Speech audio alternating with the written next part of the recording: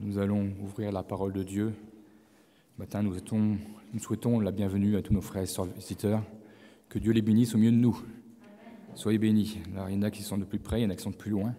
Je n'ai pas toutes les destinations, alors je ne ferai pas le détail pour ceux que je connais. Mais soyez bénis simplement au milieu de nous. Nous sommes la famille de Dieu et nous sommes heureux de vous accueillir dans la maison de Dieu. Ce matin, j'aimerais ouvrir la parole de Dieu dans le livre des Nombres. Au chapitre 13, nous lirons les 2 premiers versets et après nous sauterons au verset 25 jusqu'à la fin. Ensuite, nous ferons une deuxième lecture dans Josué.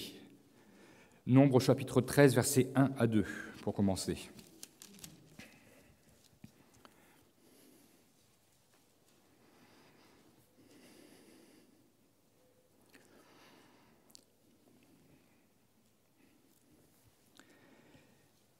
L'Éternel parla à Moïse et dit « Envoie des hommes pour explorer le pays de Canaan que je donne aux enfants d'Israël. Tu enverras un homme de chacune des tribus de leur père, tous seront des principaux d'entre eux. » Et nous passons au verset 25 jusqu'à la fin de ce chapitre. Ils furent de retour, donc les explorateurs, les espions désignés par Moïse, furent de retour de l'exploration du pays au bout de 40 jours. Alors arrivés, ils se rendirent auprès de Moïse et d'Aaron et de toute l'assemblée des enfants d'Israël, à Kadès dans le désert de Paran. Ils leur firent un rapport ainsi qu'à toute l'assemblée, et ils leur montrèrent les fruits du pays. Voici ce qu'ils racontèrent à Moïse. « Nous sommes allés dans le pays où tu nous as envoyés. À la vérité, c'est un pays où coule le lait et le miel, et en voici les fruits. Mais le peuple qui habite ce pays est puissant, les villes sont fortifiées très grandes. Nous y avons vu des enfants d'Anak. Les Amalécites habitent la contrée du Midi, les Hétiens, les Jébusiens et les Amoréens habitent la montagne. Et les Cananéens habitent près de la mer et le long du Jourdain. » Caleb fit taire le peuple, qui murmurait contre Moïse. Il dit « Montons, emparons-nous du pays, nous y serons vainqueurs. » Mais les hommes qui étaient allés avec lui dirent « Nous ne pouvons pas monter contre ce peuple, car il est plus fort que nous. » Ils décrièrent devant les enfants d'Israël le pays qu'ils avaient exploré. Ils dirent « Le pays que nous avons parcouru pour l'explorer est un pays qui dévore ses habitants. Tous ceux qui nous y avons vus sont des hommes d'une haute taille, et nous y avons vu les géants, enfants d'Anak, de la race des géants. Nous étions à nos yeux et aux leurs comme des sauterelles. » Nous passons à Josué, chapitre 1, versets 1 à 10.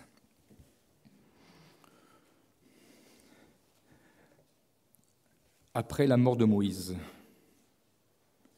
serviteur de l'Éternel, l'Éternel dit à Josué, fils de Nun, serviteur de Moïse, « Moïse, mon serviteur, est mort. Maintenant, lève-toi, passe le Jourdain, toi et tout ce peuple, pour entrer dans le pays que je donne aux enfants d'Israël. Tout lieu que foulera la plante de votre pied, je vous le donne, comme je l'ai dit à Moïse. Vous aurez pour territoire depuis le désert et le Liban jusqu'au grand fleuve, le fleuve de l'Euphrate, tout le pays des Hétiens, et jusqu'à la grande mer vers le soleil couchant. Nul ne tiendra devant toi tant que tu vivras. Je serai avec toi, comme j'ai été avec Moïse. Je ne te délaisserai point, je ne t'abandonnerai point. Fortifie-toi et prends courage, car c'est toi qui mettras ce peuple en possession du pays que j'ai juré à leur père de leur donner. Fortifie-toi seulement et aie bon courage, en agissant fidèlement selon toute la loi que Moïse, mon serviteur, t'a prescrite. Ne t'en détourne ni à droite ni à gauche, afin de réussir dans tout ce que tu entreprendras. Que ce livre de la loi ne s'éloigne point de ta bouche. Médite-le jour et nuit, pour agir fidèlement selon tout ce qui est écrit. Car c'est alors que tu auras du succès dans tes entreprises.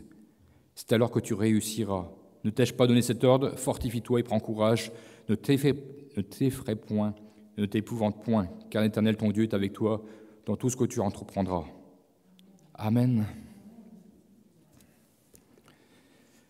Ce matin,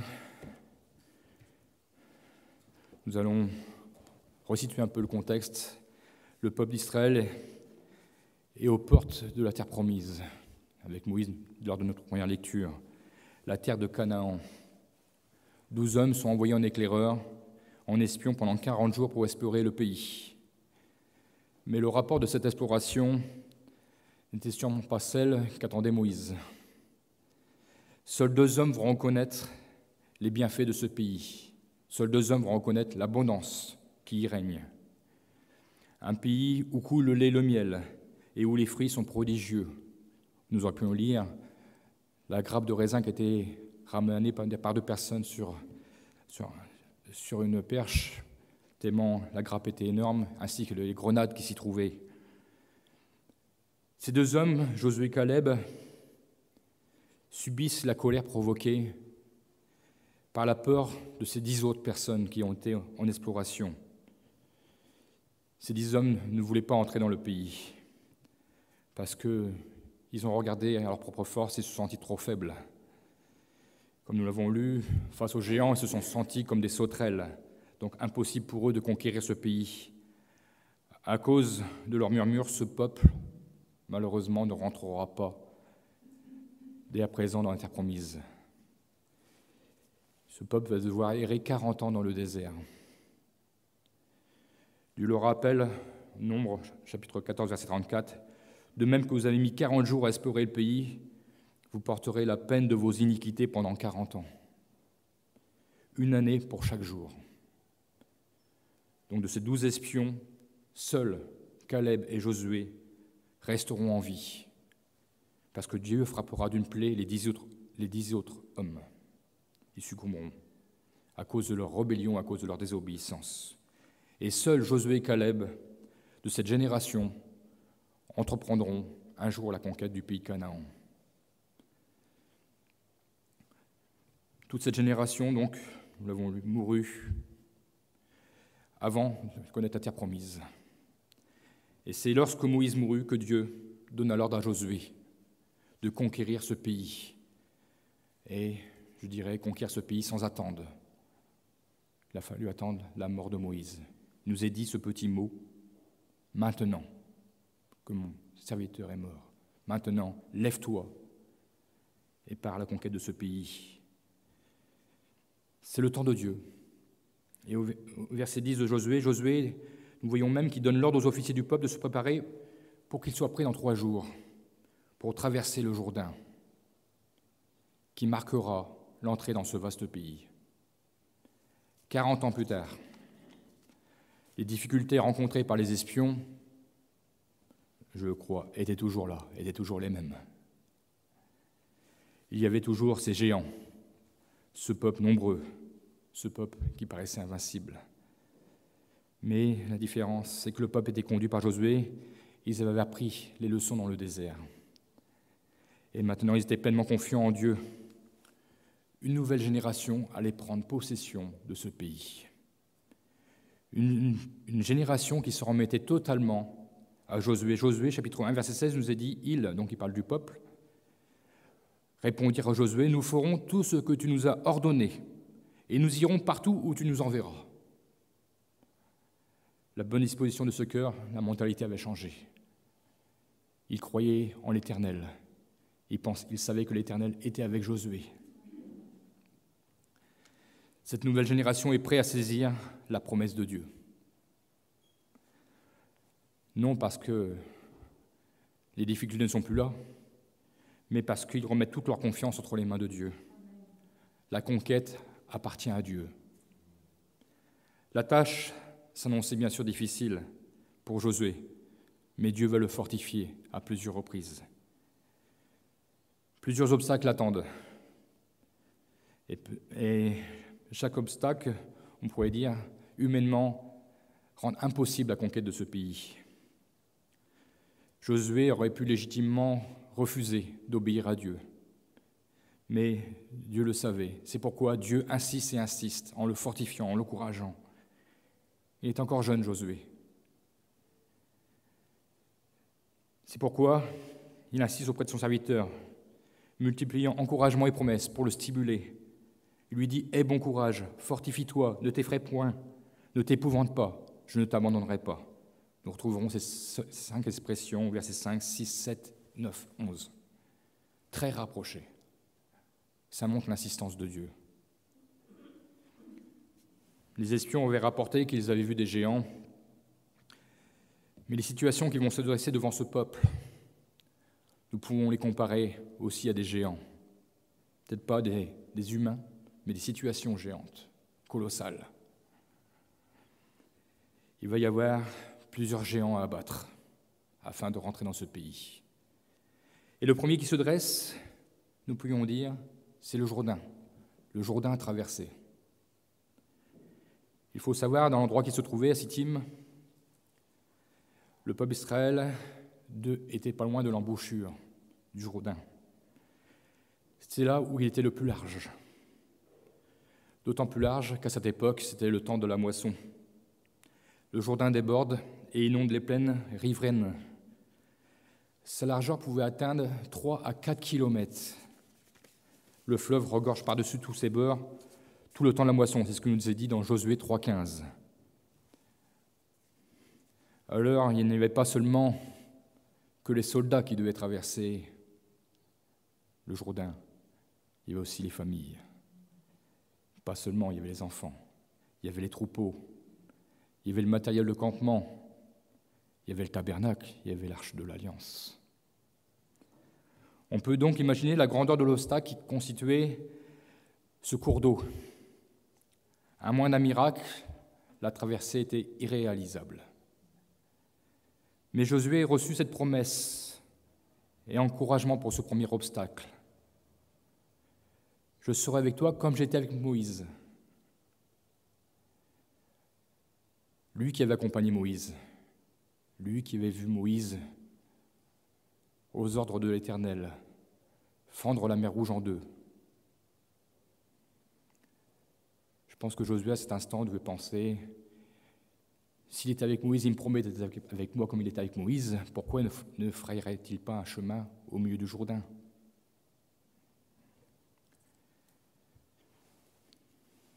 C'est comme si que Dieu lui disait, j'ai accompli cela avec ton prédécesseur, je le ferai avec toi. Ma puissance est la même. La puissance est la même pour tous ceux qui mettent toute leur confiance dans le Seigneur. Dieu ne change pas. Dieu n'est pas à la carte. Je pense que Josué a reçu 5 sur 5 le message de Dieu. Et va se présenter devant le fleuve 3 jours plus tard. Vous pourrez lire à la maison, si vous le voulez, le chapitre 3, qui vous parle de toute cette traversée du fleuve du Jourdain. Je vous lirai quelques passages. Et il était persuadé, Josué, que Dieu allait intervenir comme jadis. Et le miracle va se produire. Josué, chapitre 3, versets 15 et 16, « Quand les sacrificateurs qui portaient l'arche furent arrivés au Jourdain et que leurs pieds se furent mouillés au bord de l'eau, les eaux qui descendent d'en haut s'arrêtèrent et s'élevèrent en un monceau à une très grande distance, près de la ville d'Adam, qui est à côté de Tsatseur. Et celles qui descendaient vers la mer de la plaine, la mer salée, furent complètement coupées. » Le miracle de Dieu avait eu lieu. Josué voit le miracle de Dieu parce qu'il a suivi à la lettre les recommandations de l'Éternel. Il y avait un ordre à respecter, une démarche bien définie. Nous voyons, nous est parlé de l'arche de l'Éternel. L'arche de l'Éternel passait devant le peuple. L'Éternel passait devant le peuple, en fait. La présence de Dieu était dans l'arche. Et l'ordre qui était reçu, c'était que l'arche devait être déposée au milieu du fleuve, tant que le peuple n'avait pas entièrement traversé. Tout le peuple traversera à sec. Ça nous rappelle la mer Rouge. Ils ont franchi le premier géant. Alors ce matin, quelle signification spirituelle pouvons-nous retirer de la traversée du Jourdain ? Dans la Bible, le Jourdain est associé à une idée de mort physique et spirituelle, ou spirituelle, et je dirais même de mort à soi-même. Le peuple qui descend rejoindre l'arche immobilisée au fond du fleuve, qui atteste la présence de Dieu, nous fait penser à l'âme qui décide de suivre Jésus en passant par les eaux du baptême. Le peuple, en descendant dans le Jourdain, montrait son obéissance. De même que toute âme qui passe par les eaux du baptême monte et prouve son obéissance à Dieu. Par cet acte symbolique, le baptisé atteste publiquement qu'il est uni au Christ dans sa mort. Ayant été ensevelis avec lui dans le tombeau, comme nous rappelle Romains chapitre 6, verset 4, nous avons donc été ensevelis avec lui par le baptême en sa mort, afin que comme Christ est ressuscité des morts par la gloire du Père, nous-mêmes nous aussi, nous marchions en nouveauté de vie. Tout le peuple, en descendant et en traversant le Jourdain, disait stop à l'ancienne vie, était décidé d'ouvrir un chapitre avec Dieu dans cette nouvelle contrée, dans ce pays promis. Une vie nouvelle les attendait. Il est à noter aussi que le Jourdain, par sa longueur, par son tracé, délimitait tout le pays de Canaan. Pour entrer dans le pays de Canaan, il fallait automatiquement traverser le Jourdain, de n'importe quel endroit. On ne pouvait pas atteindre le Jourdain on ne pouvait pas atteindre le Canaan sans avoir traversé le Jourdain. De même qu'on ne peut pas entrer dans le pays de la promesse sans le baptême. Il faut une obéissance, prouver l'obéissance. Le Jourdain rappelle aussi, désormais, que les choses anciennes sont passées. Toutes choses vont devenir nouvelles pour le peuple d'Israël. Ce peuple a décidé de suivre l'Éternel. Ils ont franchi le Jourdain à sec pour se retrouver dans un pays où il y a des sources d'eau. Eux qui étaient dans le désert, qui ont erré pendant 40 ans. Une existence nouvelle les attend, qui ne ressemble en rien à celle qu'ils viennent de laisser.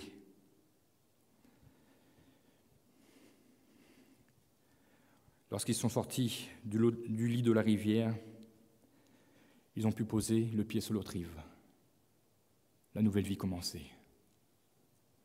La terre promise est un pays merveilleux, totalement différent de celui que ce peuple foula pendant 40 ans. Deutéronome, chapitre 8, verset 7 nous dit « L'Éternel va te faire entrer dans un pays de cours d'eau, de sources et de lacs, qui jaillirent dans les vallées des montagnes. » Donc ils vont découvrir un pays de sources d'eau, mais également un pays où coule le lait et le miel, Josué 5, 6. Deutéronome 11, 14 nous dira « Tu y cueilleras ton blé, ton mou et ton huile. » Il y avait l'abondance dans ce pays. C'est ainsi que l'abondance est réservée aux enfants de Dieu, au peuple d'Israël, qui par obéissance ont décidé de suivre Jésus, en s'engageant aussi, comme toutes les âmes qui s'engagent aujourd'hui, par les eaux du baptême. Il y a l'abondance qui attend ceux et celles qui s'engagent dans les eaux du baptême. Mais c'est la première étape. Le Jourdain était à traverser, encore aujourd'hui. Le Jourdain est à traverser. La sortie du fleuve est l'image de notre résurrection avec le Christ. Le baptisé qui sort de l'eau atteste qu'il renaît à une vie nouvelle. Par la nouvelle naissance, il est devenu un fils du royaume, vivant en communion avec le Christ, avec le ressuscité. Il est devenu un citoyen du ciel, la nouvelle patrie qui nous attend, notre terre promise. Et notre nom est écrit dans le livre de vie. Le passage au Jourdain est un engagement, de même que le baptême est un engagement. Nous l'avons lu. C'est à peine que le sacrificateur eut posé le pied au bord des rives que l'eau s'est reculée. Pourquoi ? Parce qu'il y a eu l'action, il y a eu l'acte de foi. Il était engagé. C'est quand nous sommes engagés et que nous produisons un acte de foi que le miracle se produit. C'est par leur acte de foi que Dieu accomplit sa promesse. Et de même que c'est par la foi que nous avons pu prendre notre baptême et que nous avons eu accès ainsi à toutes les promesses que Dieu en réserve pour nous. Pourquoi ? Parce que simplement nous avons décidé d'obéir. Combien dans nos églises préfèrent rester sur la rive du Jourdain, préfèrent continuer à végéter dans le désert, se privent volontairement des promesses de Dieu. Et je dirais même qu'ils se sont dressés des géants infranchissables par leurs pensées, par leur raisonnement. Nous sommes surpris parfois par leur raisonnement. Ils ne se disent pas assez bien pour Dieu. J'attends d'être parfait. Alors que c'est Dieu qui opère la transformation. C'est Dieu qui change dès l'instant que nous décidons de le suivre, de nous engager pour lui. Nous ne pouvons rien faire par nous-mêmes. Tout effort est vain quand nous ne laissons pas le Seigneur conduire nos vies. Ce ne sont pas par nos efforts personnels, mais c'est par notre acte de foi que le Seigneur opérera la transformation dans nos cœurs et dans nos vies. Parfois nous entendons « j'ai encore le temps, je verrai plus tard ». J'attends de voir les autres traverser le Jourdain. J'ai noté un détail intéressant dans le passage du Jourdain, à Josué chapitre 4, versets 10 et 11. Le peuple se hâta de passer. Lorsque tout le peuple eut achevé de passer, l'arche de l'Éternel et le sacrificateur passèrent devant le peuple. Pourquoi le peuple d'Israël se hâtèrent? N'a-t-il pas confiance en Dieu? Simplement, c'est une image qui nous reste. Il faut se hâter. Vous pouvez encore aujourd'hui franchir le Jourdain. C'est encore le temps de la grâce. L'arche de l'Alliance est encore pour un temps au fond du lit de la rivière. Mais pour combien de temps encore? Il est important de faire taire les géants qui occupent nos pensées. Il faut laisser Dieu sonder nos pensées. Que les promesses de Dieu prennent la place de nos géants, que nous sommes inventés, montés. Là, des enfants d'Israël nous rappellent qu'il faut entrer dans le royaume tandis qu'il est encore temps. Quiconque s'obstine à refuser le Christ et son œuvre trouvera la porte fermée. Nous pourrions dire le Jourdain aura repris son cours normal. Le temps de la grâce n'est pas illimité et les occasions de rencontrer le Sauveur ne se présentent pas indéfiniment. Alors, une fois sur le sol de Canaan, nous voyons que l'arche reprend la tête du convoi, Dieu toujours devant pour conduire son peuple. Comme Christ, lorsque nous avons passé par les eaux du baptême, prend la direction de notre vie, toujours devant nous, à nous entourer par ses bras d'amour, nous conseiller. Pour toute vie qui s'abandonne à lui, alors oui, c'est le début. Ce n'est pas la fin, c'est le début d'une nouvelle vie. Bien sûr, d'autres étapes sont à franchir, car le passage Jourdain ou le baptême n'est pas une fin en soi, mais bien le commencement de cette nouvelle vie. Ce pays est déjà habité par les Cananéens. Israël n'allait pas s'installer dans le pays comme un nouveau locataire qui prend possession d'un appartement vide. Il y avait des habitants. Les occupants devaient en être délogés, et le pays devait être conquis mètre après mètre. Nous pensons bien que les habitants n'allaient pas se laisser faire. Nous apprenons que c'est un peuple nombreux, Josué chapitre 11, verset 4, et qu'ils étaient tous de vaillants guerriers, Josué chapitre 10, verset 2. Que certains d'entre eux étaient de haute taille et qu'ils habitaient de grandes villes fortifiées jusqu'au ciel, Deutéronome chapitre 1, verset 28. Il y en avait assez pour déstabiliser le peuple d'Israël. Mais ici encore, face à ce géant qui se dresse devant eux, la promesse de Dieu et l'encouragement de Dieu est avec. Josué chapitre 1, versets 5 et 8, il nous a dit « Nul ne tiendra devant toi, et tu réussiras dans toutes tes entreprises. »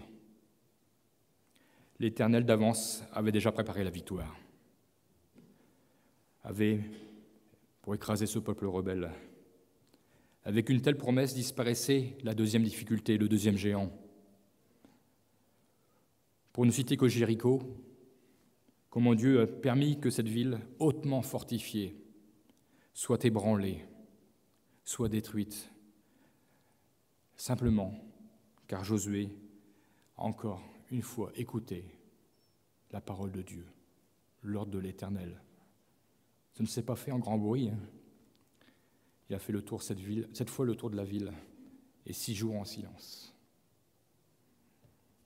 J'imagine la tête des adversaires qui voyaient ce peuple faire leur tour de leur ville. Oh, il y a dû y avoir des moqueries. Mais eux ont répondu à l'appel de Dieu, obéissant et faisant exactement ce que Dieu avait dit à la lettre. Mais encore une fois, nous notons l'arche de l'Alliance marcher devant eux. Dieu était devant eux. C'est encore ensemble que les hommes de guerre d'Israël ont eu cette victoire inespérée. Faire cette fois le tour de cette ville. Lorsque nous marchons derrière Christ, rien ne peut nous ébranler. La vie chrétienne n'est pas un long fleuve tranquille, mais Dieu tient toujours ses promesses. Nul ne tiendra devant toi à condition de marcher avec le Seigneur. Josué a reçu de nombreuses recommandations. Et ce seront ces mêmes recommandations, comme nous pourrions dire, qu'il nous donne à nous aussi, Église du XXIe siècle, dans Josué chapitre 1, verset 8. Que ce livre de la loi ne s'éloigne point de ta bouche. Médite-le jour et nuit pour agir fidèlement, selon tout ce qui est écrit, car c'est alors que tu auras du succès dans tes entreprises. C'est alors que tu réussiras. Nous le croyons. Nous l'avons expérimenté. La parole de Dieu fera taire tous les géants qui voudront se dresser devant nous. Il ne peut y avoir de combat remporté sans connaître, sans méditer la parole de Dieu, sans garder la parole de Dieu dans nos cœurs, sans la méditer. Je dirais que c'est une forte recommandation et je dirais même que c'est essentiel pour notre survie chrétienne. La parole de Dieu nous est dit, c'est une arme à double tranchant. Elle sonde les pensées et les cœurs. Elle nous apprend à connaître le cœur de Dieu, à connaître ses desseins. Et je dirais même que la parole de Dieu donne même parfois les secrets de la victoire. La Bible, si je puis dire, est un livre de guerre contre notre ennemi, le diable. Lisons la Bible, l'ennemi fuira loin de nous.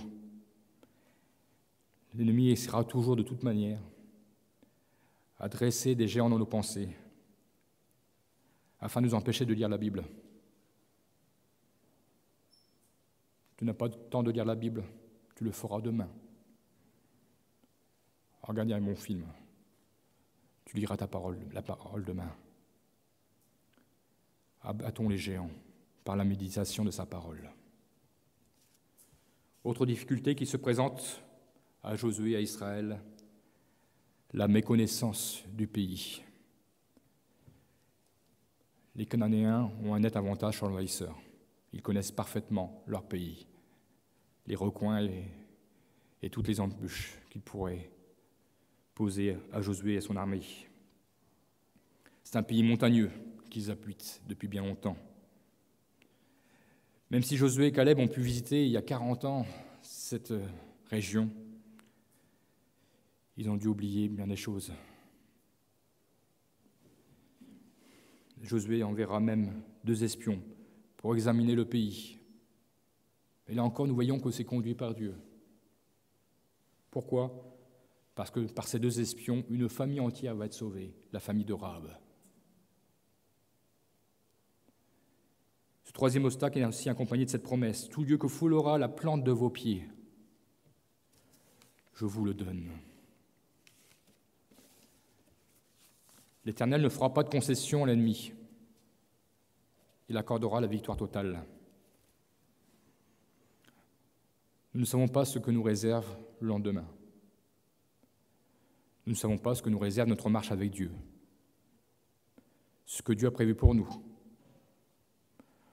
Nous avons, tout comme Israël, une certaine méconnaissance du pays à conquérir. Mais nous avons les ordres de Dieu, accompagnés de sa présence. Cela nous suffit à nous donner de la hardiesse et de ne pas craindre les embûches placées par l'ennemi. Même au milieu de ce peuple cananéen, nous l'avons lu, je l'ai dit tout à l'heure, Dieu a pu sauver une famille, la famille de Rahab. Pourtant, ce peuple était pécheur à l'extrême. Ces nations de Canaan étaient en abomination à l'Éternel, comme il nous a dit dans Lévitique, chapitre 18, vous pourrez le lire, du verset 6 à 23.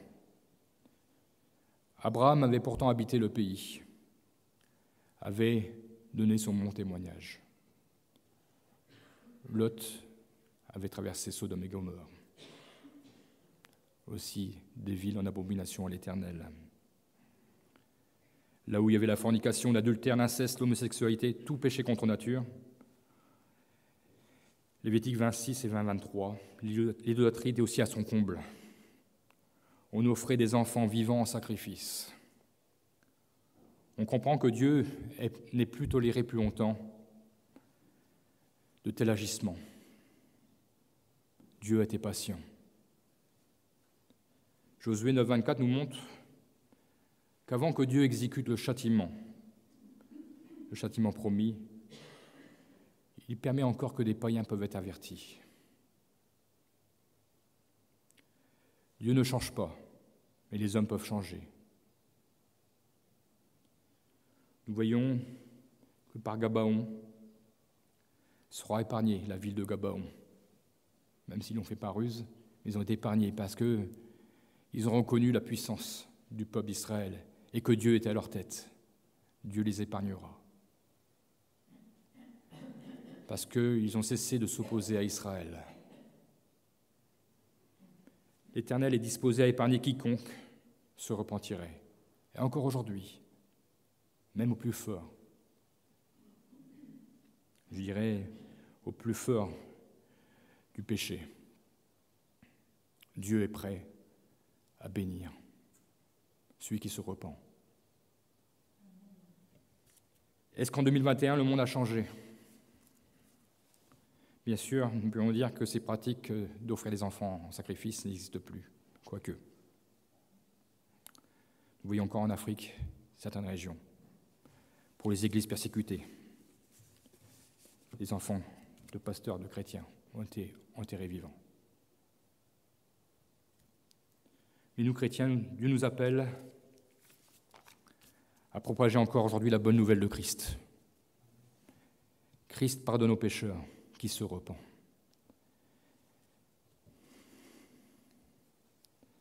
Bien sûr, nous pouvons le dire, ce n'est pas facile d'évangéliser dans le monde actuel. Mais Dieu nous rappelle qu'il est prêt à nous donner des âmes, que tout pied que nous foulerons, que tout pied que nous foulerons soit évangélisé, soit à Dieu. Là aussi, nous devons abattre des géants. Tout raisonnement, le géant de la timidité, où je ne suis pas à la hauteur, ce monde est trop rebelle, ou encore nous pourrions raisonner, il ne mérite pas Dieu. Nous ne savons pas où Dieu nous conduit, mais soyons attentifs à sa voix, à sa direction. Il nous donnera, soyez-en sûrs, l'exécution de sa promesse. Si nous serrons notre cœur, notre ordre de mission. Faites des disciples, toutes les nations, les baptisant au nom du Père, du Fils et du Saint-Esprit. N'ayons pas peur d'abattre nos géants, faisons place aux promesses de Dieu et à son accomplissement. Alors ce matin, même si nous croyons que nos ennemis sont redoutables, Dieu ébranle leur assurance. La faiblesse des Cananéens, malgré leur supériorité écrasante, il nous est dit tout au long du livre de Josué, qui est un livre qui nous apprend beaucoup de choses, qu'un vent de panique balayait le pays, chapitre 2, verset 9. C'est Rahab qui disait « La terreur que vous inspirez nous a avertis, nous a saisis, et tous les habitants tremblent devant vous. » Dieu a révélé ses prodiges en faveur des Hébreux à ces nations pécheresses. Cette armée était découragée. D'un côté, Dieu ébranle l'assurance de l'ennemi, alors que du côté du peuple de Dieu, celui-ci était fortifié. Suite au miracle de Dieu, que ce soit les eaux du Jourdain qui se partagèrent, on pourrait croire au hasard, coïncidence. Mais après les murailles de Jéricho qui tombent, et ensuite, quand vous continuez à lire, une pluie de grêle tombe sur l'ennemi, ou même quand les éléments, Dieu contrôle les éléments, le soleil s'arrête dans sa course pour donner la victoire à Josué. Comment pouvons-nous avoir plus de signes venant de Dieu que Dieu est avec nous ? Comment pouvons-nous dire « j'ai le doute, j'ai la crainte. Dieu ne sera pas avec moi, alors que Dieu a promis et est toujours avec nous. Les géants que nous empêchent d'accomplir bien souvent le plan de Dieu. Mais n'oublions pas que les géants que nous sommes créés sont créés par l'ennemi. L'ennemi essaiera toujours de mettre la peur en nous, mais nous avons la foi, et la foi bannit la peur. Que les géants soient repoussés en dehors des frontières du Jourdain. Les géants n'ont pas de place dans le pays. Et que nous puissions laisser toute la place au vent de victoire que Dieu veut souffler sur son pays, sur son peuple, sur son Église. La nation d'Israël et cette armée étaient très jeunes. Les plus vieux avaient 40 ans, puisque toute la génération passée avait succombé dans le désert.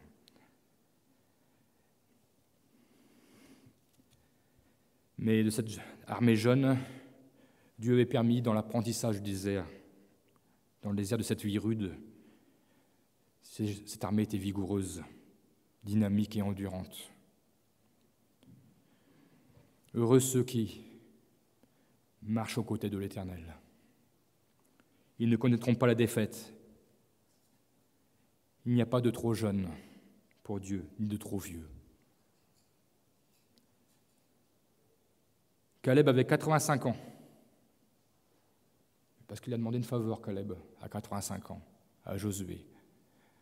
La faveur d'aller s'occuper lui-même des géants. À 85 ans, il disait qu'il était vigoureux. Nous pourrions le lire, Josué, chapitre 14, versets 11 à 15.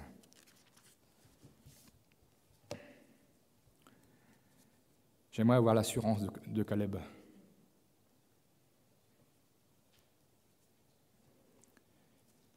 Maintenant, je vais lire à partir du verset 10. Maintenant, voici, l'Éternel m'a fait vivre, comme il l'a dit. Il y a 45 ans que l'Éternel parlait ainsi à Moïse lorsqu'Israël marchait dans le désert. Et maintenant, voici, je suis âgé aujourd'hui de 85 ans.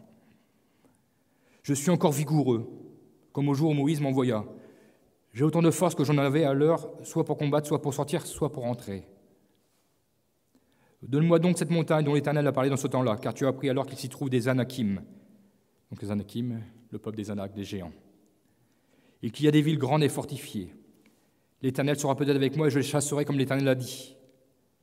Josué bénit Caleb, fils de Jephunnée, et il lui donna Hébron pour héritage.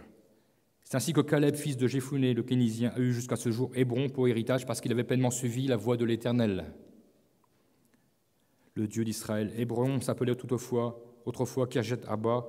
Arba avait été l'homme le plus grand parmi les Anakim. Il nous est dit, le pays fut dès lors en repos et sans guerre. Amen. Caleb, 85 ans, demande une faveur. Il aurait pu dire, je vais me reposer. Mais non, il serrait la promesse de Dieu, de l'Éternel.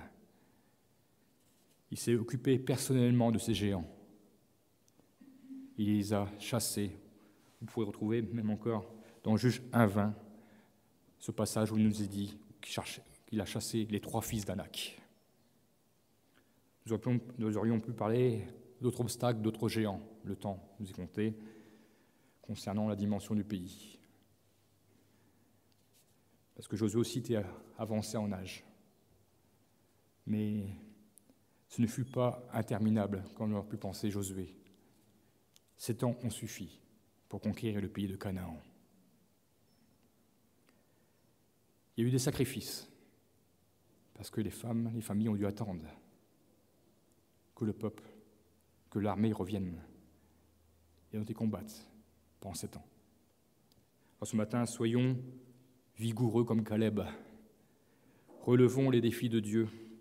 Soyons pleins de foi. Combattons les géants. La promesse est pour nous. Et ne restez pas, si vous l'avez encore, sur les rives du Jourdain. Ce n'est pas une supplication. Il serait dommage de rester sur la mauvaise rive du Jourdain. Voulez-vous connaître l'abondance ? N'attendez pas davantage. Sûrement que le peuple d'Israël pouvait voir peut-être l'autre rive du Jourdain de loin, l'abondance. Mais il est tellement mieux d'y goûter. Ce n'est pas seulement de voir il faut goûter à l'abondance de Dieu. Alors soyez bénis, soyons bénis. Nous avons du travail qui nous attend. Conquérons le pays, soyons des conquérants. Mais Dieu est avec nous et il nous a promis de donner le pays. Alors oui, nous continuons à parler au nom de l'Éternel, que Jésus sauve encore aujourd'hui, que Jésus guérit, que Jésus baptise. Le combat n'est pas fini, le combat commence, continue. Et nous finirons dans la gloire avec le Seigneur. Merci Jésus parce que, Seigneur mon Dieu, tu nous donnes tellement de bons exemples dans ta parole, Seigneur mon Dieu. Merci pour Josué, merci pour Caleb, qui avait mis toute leur foi en toi, Seigneur mon Dieu Jésus. C'est vrai, Seigneur mon Dieu, ils étaient humains, mais Seigneur mon Dieu, leur foi passait bien au-delà. Tu as chassé tous ces géants, Seigneur mon Dieu, qui pouvaient se monter, Seigneur mon Dieu, qui pouvaient aussi les déranger. Mais Seigneur mon Dieu, tu as vaincu. Les pensées ont été abolies, les mauvaises pensées. Et c'est au nom de l'Éternel que tout s'est accompli. Tu as marché devant ce peuple, tu as effectué des prodiges. Et même le monde païen, le peuple païen a reconnu et a tremblé devant ta puissance. Alors oui, aujourd'hui, ce matin, nous ne voulons pas non plus aller timidement, mais nous voulons montrer, Seigneur mon Dieu, que Dieu est avec nous, que nous marchons au nom de l'Éternel, que nous propageons la parole de Dieu au nom de l'Éternel. C'est vrai, tu reviens bientôt. Bientôt, le cours du Jourdain reprendra vie. Le temps de la grâce sera fini. Alors oui, aujourd'hui encore, Seigneur mon Dieu, tu veux sauver, Seigneur mon Dieu. Tu interpelles, Seigneur mon Dieu. Tu veux l'obéissance de ton peuple. Tu veux l'obéissance de tes enfants. Oh Jésus, tu sauves encore aujourd'hui. Et tu nous donnes d'être là aussi, Seigneur mon Dieu, à notre poste, vigilant. Parce que nous savons, Seigneur mon Dieu, que de ce jour que nous avons passé par les eaux du baptême, de ce jour nous sommes engagés, Seigneur mon Dieu, à te servir. Nous sommes sauvés pour servir. Nous sommes sauvés, Seigneur mon Dieu, pour combattre à tes côtés. Nous voulons chasser l'ennemi de nos âmes, afin qu'il fuit loin de nous. Merci pour ta parole que tu nous as laissée. Ta parole est notre bouclier. Jésus, combien encore, ce matin, nous serrons ta parole et te disons merci, parce que ta parole est une richesse. Nous encourage, nous fortifie. Même quand tout va mal, tu es là, Seigneur mon Dieu. Et tu nous donnes de remporter de grandes victoires. Que ton nom soit glorifié. Amen, Jésus, amen.